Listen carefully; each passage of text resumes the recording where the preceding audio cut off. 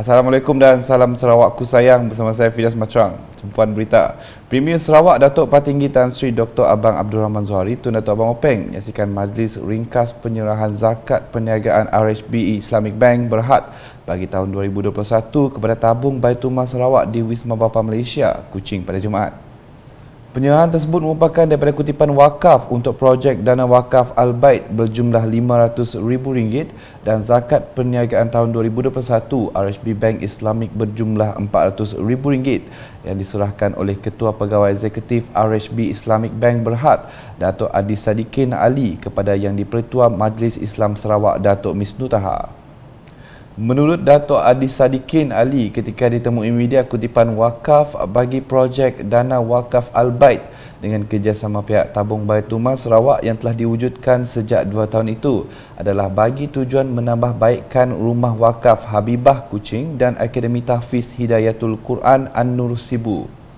Untuk penitipan dana wakaf, di mana dana wakaf yang kami kutip sebagai wakil, yang kami sebenarnya kami buka kepada penderma-penderma, pewakaf-pewakaf yang merupakan orang-orang umum, terutamanya daripada pelanggan-pelanggan RHB sendirilah. Rasanya ini bukan yang pertama dan terakhir.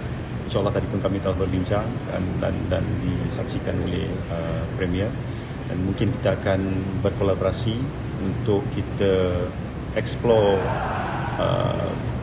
mungkin tabung-tabung wakaf untuk kegunaan masyarakat umum.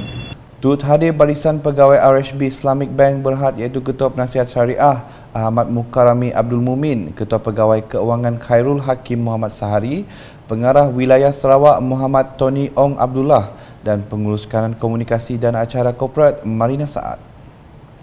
Dalam kunjungan hormat berasingan, Premier Sarawak menerima kunjungan daripada Korporasi Guru Bumi Putera Sarawak Berhad Kobagus yang diketuai oleh Pengerusi Kobagus Muhammad Mortaza Manirang. Ketika ditemui media, beliau menyatakan tujuan kunjungan hormat tersebut adalah untuk memaklumkan kepada Premier Sarawak berkenaan dengan perkembangan projek perumahan guru yang akan dilaksanakan oleh Kobagus. Alhamdulillah, Kobagus telah dapat diberi, hanya menunggu premium saja.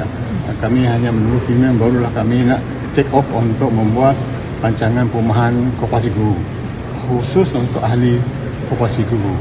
Jadi tambah Muhammad lagi, setakat ini lebih 100 permohonan diterima daripada ahli-ahli untuk projek tersebut. Perumahan guru sukses, barulah memikir untuk menambahkan lagi, meluaskan tanah untuk koperasi guru untuk membuat perumahan guru dan pelbagai pembangunan. Contohnya kami nak buat kilang ataupun proses udang air masin, flapboard yang diberi oleh Premier berkaitan dengan sungai dekat Bakor. Seterusnya, Lembaga Amanah Khairat Islam Sepauh LAKIS mencadangkan beberapa hasrat bagi pembangunan di kawasan Sepauh. Menurut Pengerusi LAKIS Abang Ismail Abang Julhi, pihaknya telah membincangkan 4 cadangan yang dikemukakan kepada Premier Sarawak Datuk Patinggi Tan Sri Dr. Abang Abdul Rahman Zuhari Tun Datuk Abang Openg. Yang pertama yang kita mohon Yang Amat Berhormat ambil beri sokongan adalah cadangan kami untuk menjadikan tanah pusara ataupun tanah perkuburan Islam Sepauh agar lebih moden sedikitlah, supaya untuk mengelakkan hakisan berlaku. Jadi kita mencadangkan kepada kerajaan negeri, khususnya Amat Berhormat Premier Sarawak, untuk menyalurkan dana bagi melaksanakan ataupun naik taraf tanah perkuburan Islam Sepauh. Okey. Dan yang kedua adalah kami juga memohon peruntukan daripada kerajaan negeri, khususnya Yang Amat Berhormat, untuk menaik taraf Masjid Kampung Sepauh yang sekarang ini boleh dikatakan kurang mampu untuk menampung jumlah jemaah yang begitu ramai, terutamanya di musim hari Jumaat dan juga perayaan. Jadi dengan adanya naik taraf masjid ini nanti, ia akan memberi manfaat kepada seluruh masyarakat Islam Sepauh, bukan sahaja di Sepauh, malah di kawasan-kawasan sekitarnya. Beliau berkata demikian ketika ditemui media selepas membuat kunjungan hormat kepada Premier Sarawak di Wisma Bapa Malaysia Kuching pada Jumaat. Jelasnya lagi, pihaknya turut mengemukakan cadangan untuk membina stesen Petros yang kedua di Sepauh selepas Kuching agar dapat memberi manfaat kepada lebih 6,000 pengguna-pengguna kenderaan di kawasan Sepauh. Kami juga memohon pandangan dan juga cadangan daripada Yang Amat Berhormat untuk kita nak membina stesen Petros yang kedua di Sepauh. Satu di Darwana, di Darwana Kuching. Satu kita cadangkan ditempatkan di Sepauh. Kerana supaya ia dapat memberi manfaat kepada lebih 6,000 orang pengguna-pengguna kenderaan di daerah yang menggunakan jalan tersebut. Dan yang keempat tadi adalah cadangan kita untuk membina Tahfiz, Lembaga Amanah Kebajikan Sepauh, LAKIS, untuk kita menjadikan madrasah tersebut nanti sebagai satu madrasah untuk menghimpunkan pelajar-pelajar di bahagian Betong dan di daerah Kelakar. Jadi itu harapan kita lah supaya madrasah ini mampu untuk melahirkan golongan-golongan imam kita di Sepauh dan juga golongan-golongan tahfiz yang dapat memberi manfaat kepada seluruh penduduk Islam khususnya di daerah Seribas dan juga di daerah Kelakar. Justru katanya Premier Sarawak telah meluluskan dua cadangan iaitu menambah baik tanah perkuburan Islam Sepauh dan menaik taraf Masjid Darul Shifa Sepauh dengan peruntukan bernilai lebih 20 juta ringgit.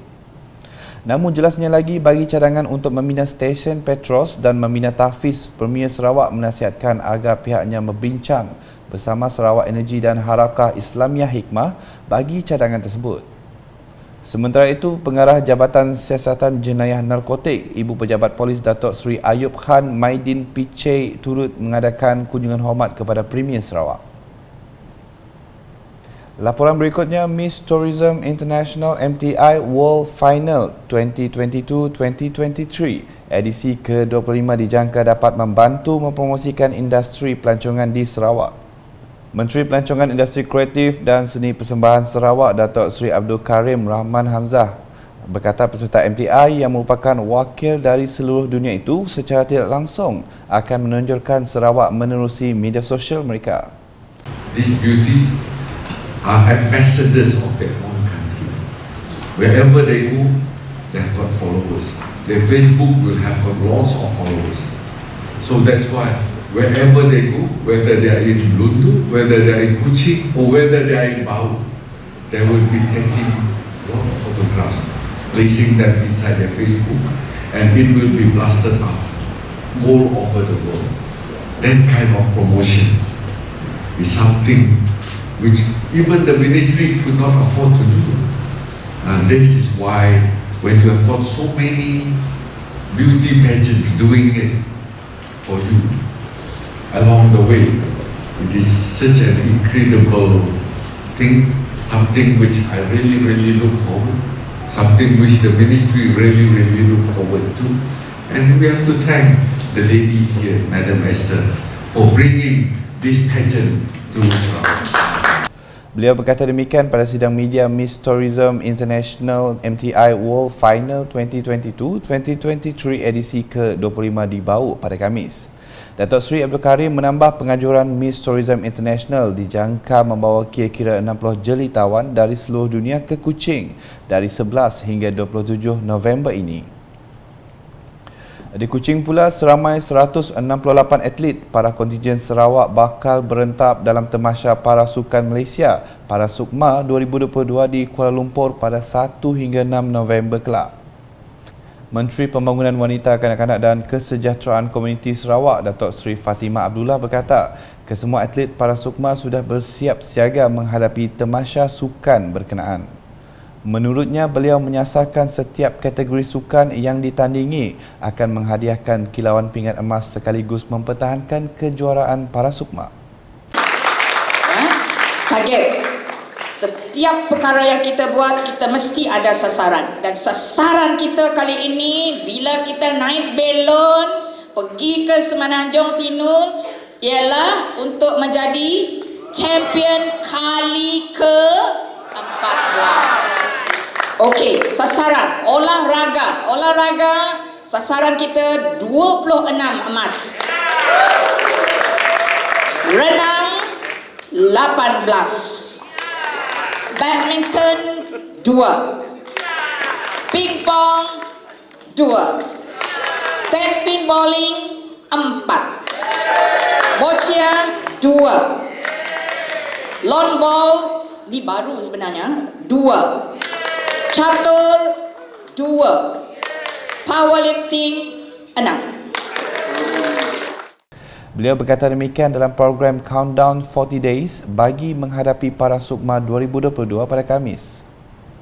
Datuk Sri Fatimah menambah ia juga bertujuan untuk menyuntik semangat kepada semua atlet bagi mencapai kemenangan pada Parasukma 2022. Sementara itu, beliau telah melantik Timbalan Menteri Pembangunan Kesejahteraan Komuniti Sarawak Muhammad Razis Hitam sebagai Chief Dimission Pasukan Parasukma Sarawak 2022. Laporan berikutnya, Jambatan Pejalan Kaki Tasik Biru yang dikenali sebagai Bau Bicentennial Bridge kini secara rasminya dibuka kepada semua terutama pengunjung yang datang ke sini.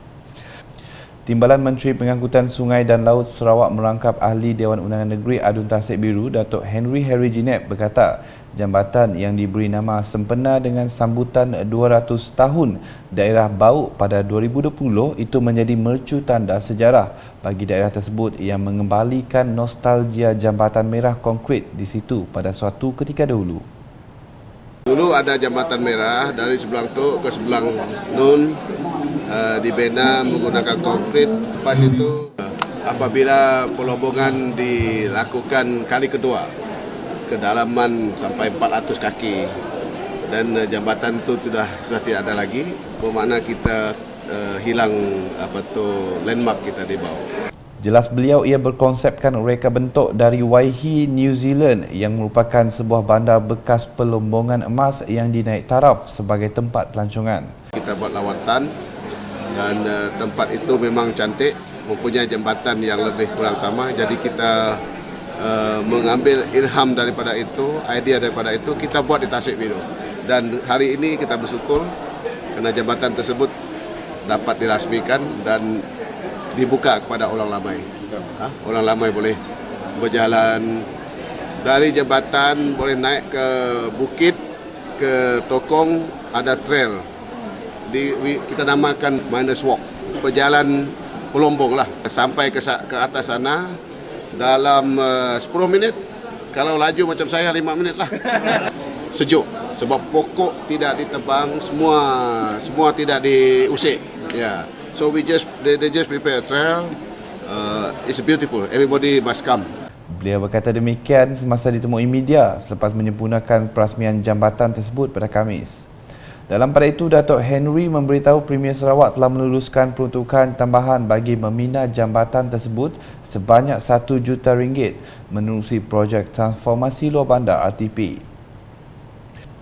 Sehubungan itu, katanya Miners Walk juga telah dibina bermula dari jambatan tersebut menuju ke sebuah tokong yang sepanjang lebih 1 km dan mengambil masa lebih kurang 10 minit perjalanan. Paparan seterusnya, Sarawak memainkan peranan penting dalam memenuhi komitmen dan menggesa semua pihak termasuk penggubal dasar serta saintis saling bekerjasama untuk menghentikan perubahan iklim. Mengenai persidangan Asia Flag 2022 yang diadakan selama 3 hari bermula 20 hingga 22 September di Institut Pendidikan Gambut Tropika Sarawak Tropi, Kota Semarahan, lebih 100 delegasi dari Jepun, Korea Selatan, Indonesia, Kanada, Estonia, Jerman, Hong Kong, Mongolia, China dan Amerika Syarikat telah mengambil bahagian. Malah persidangan ini turut menyediakan ruang kepada saintis untuk membentangkan penemuan terbaru, pengalaman dan amalan terbaik dalam penyelidikan mereka di samping mewujudkan peluang untuk meningkatkan kerjasama dalam kalangan komuniti saintifik. Wartawan Unit Komunikasi Awam Sarawak UKAS sempat menemu ramah beberapa delegasi pada hari kedua persidangan tersebut yang berlangsung pada Khamis. Menurut pensyarah dari University of Nebraska, Josh Burba berkata persidangan itu merupakan platform untuk meningkatkan kesedaran dalam kalangan pihak berkepentingan industri dan orang awam tentang kepentingan dasar penggunaan tanah lestari serantau dan implikasi globalnya. Like I travel about 15 times a year for different meetings and I've been to hundreds of those and this is by far in the top 1% of it's organized flawless. It's people made very comfortable and Malaysia and Sarawak represented in a very positive and very nice way and there is a lot of good science going on. So I'm very happy about the meeting here. And I'm very happy about combination of the science and outreach. There is a lot of PR is going on in a very good way.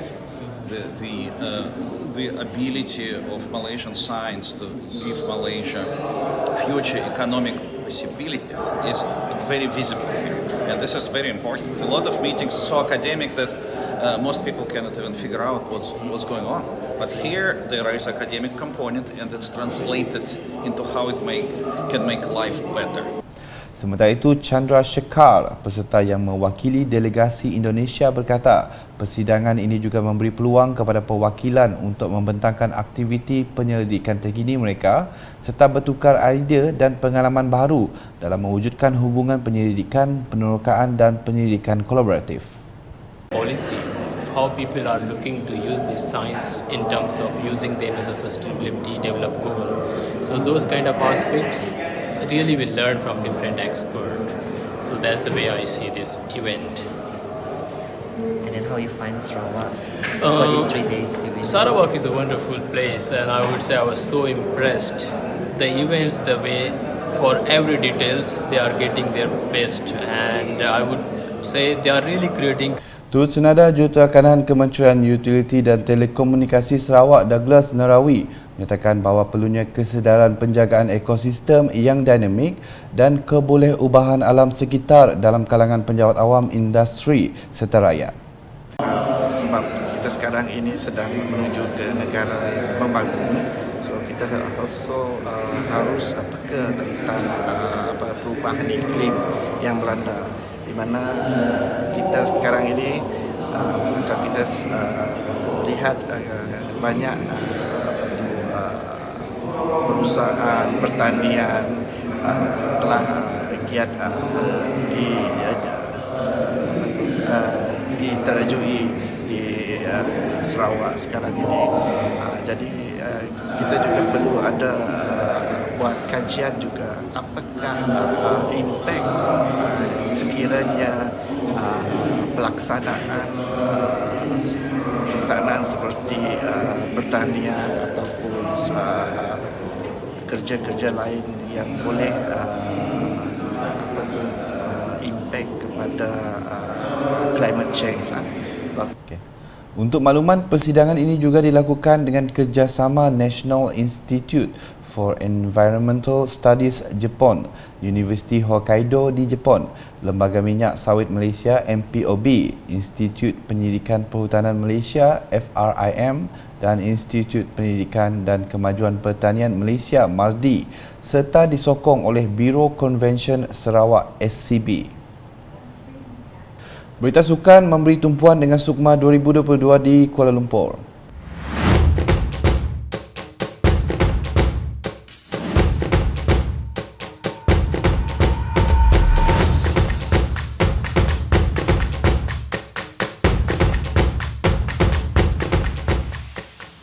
Rangkuman Hari ke-8 Sukma ke-20 dimulakan mengenai kejayaan kontijen Sarawak merangkul pingat emas dalam acara tenis. Gandingan Muhammad Aiman Hamdan dan Jimmy Leong Kai Long menepati ramalan apabila berjaya menyingkirkan pencabar dari Selangor, Muhammad Syabil dan Muhammad Nur Aiman dengan 6-2, 6-4 dalam aksi final beregu lelaki berlangsung di Kompleks Sukan Jalan Duta pada Jumaat. Gangsa dimenangi pasangan dari Negeri Sembilan Naufal Siddiq, Kamaruzzaman dan Imran Daniel. Ia kejayaan yang cukup manis bagi kedua pemain muda itu kerana julung kalinya berjaya menyumbang pingat emas dan kali terakhir untuk Sarawak pada Tamasya Sukma. Especially our teammate, they're always helping everyone. They help us to win this game. It's all about team. Sementara itu, Muhammad Aiman tidak dapat menahan sebab ketika mengucapkan penghargaan kepada keluarganya atas sokongan sepanjang pelibatan beliau dalam sukan tenis. I would like to say thank you to my family for the support.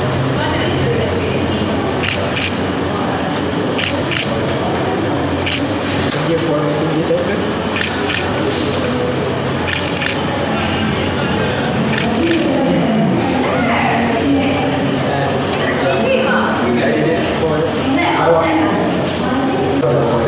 For me, I'm going to still training for national.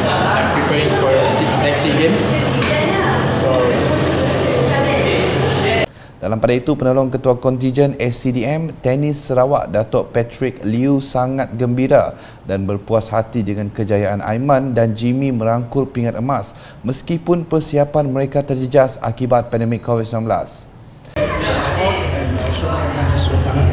And I think our player been very motivated. Despite that under the COVID times, our further preparation is not 100%. But the last minute when the MCO came up, we really pushed them very hard, and we make sure we initially we do not target any player. But in our deep in my heart, I think based on the quality and the standard of player, we should be able to make it quietly, in the sense because I don't want too much pressure on them. I also don't want them to feel that too much burden on them. Petang ini, Muhammad Aiman akan sekali lagi turun ke langgang dalam acara final beregu campuran bersama dengan Su Hui Yi menentang pasangan dari Perak. Turut sama menyampaikan hadiah kepada pemenang ialah Timbalan Menteri Kesihatan Awam, Perumahan dan Kerajaan Tempatan 2, Michael Tiang Ming Ti. Berikut pula merupakan kedudukan jumlah kutipan pingat terkini serta kedudukan Carta Negeri Sukma 2022.